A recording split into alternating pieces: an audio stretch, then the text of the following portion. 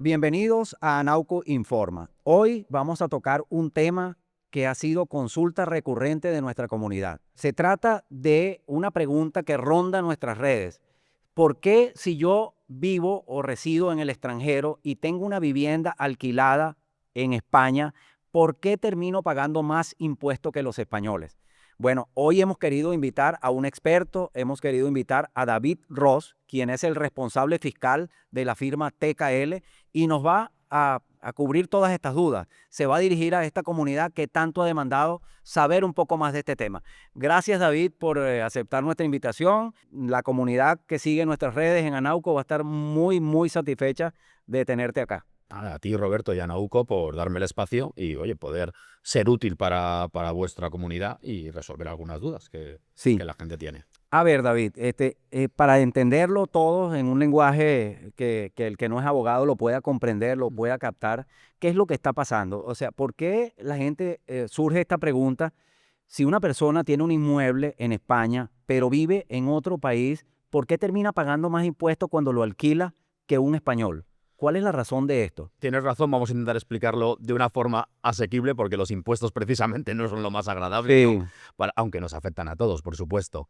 La normativa en España, como está puesta, básicamente lo que hace es diferenciar entre si la persona que alquila un inmueble es residente fiscal en España, sea cual sea su nacionalidad, o no es residente fiscal en España.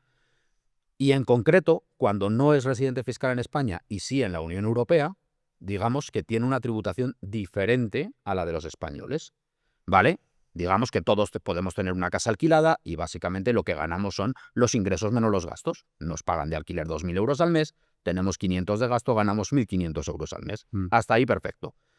¿Qué pasa? Que a los españoles o los residentes en España, siendo técnicamente correctos, que alquilan un inmueble que es la vivienda habitual de quien reside en él, del inquilino, le dejan reducir el 50 o el 60, en algunos casos un poquito más, pero dejémonos en el 50, básicamente la mitad de lo que de ingresos menos gastos de su rendimiento no tributa y la otra mitad sí. En cambio, a los residentes en la Unión Europea, como tributan de una manera diferente, por la ley del impuesto de la renta de no residentes, en vez de la de los que residen aquí, no le dejan quitarse ese 50%. Por tanto, calculan igual su rendimiento, pero los que residen en España, la mitad no tributa y la mitad sí, y a los que no residen en España tributa todo. Pues muy interesante porque a mí de entrada, o sea, yo viendo esto, veo que puede haber allí, o habría que analizar el tema de la igualdad ante la ley, ¿no? De alguna manera. Exacto. Sí, porque ¿por qué aplicarle un beneficio a alguien y a alguien no? Si estamos hablando de un mismo concepto, de un inmueble que está en España, que tiene una función de alquiler de larga estancia, y ¿por qué no igual para ambos, no? Exacto. Es verdad que aquí lo que tenemos que decir es que los países pueden tratar diferente a sus Sí. residentes que a los no residentes. Pero en el caso de España mezclamos un elemento más, que es que somos parte de la Unión Europea. Y dentro de la Unión Europea ningún país puede discriminar a los residentes de otro Estado europeo.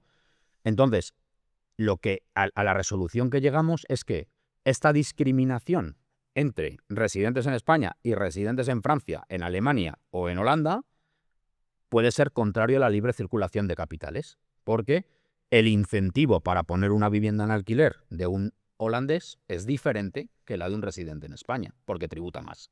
Sí, en ese sentido, sí, así se ve, pues a simple vista. Y te quería preguntar, ¿hay algún precedente? ¿Ha habido algún reclamo judicial en este sentido?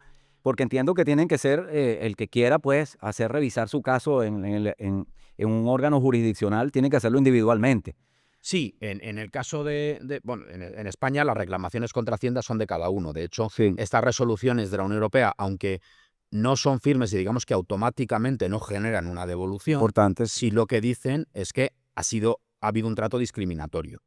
En ese caso, teniendo ya este precedente, lo que puede hacer cada persona que ha tenido alquilados inmuebles y ha pagado, por tanto, más de lo que hubiera pagado si se hubieran aplicado las normas españoles y no españoles, es reclamar ante Hacienda, que la fórmula que se hace es una reclamación de ingresos indebidos. Es decir, he ingresado más cantidad de la que debí ingresar porque se me aplicó una norma que me discriminaba.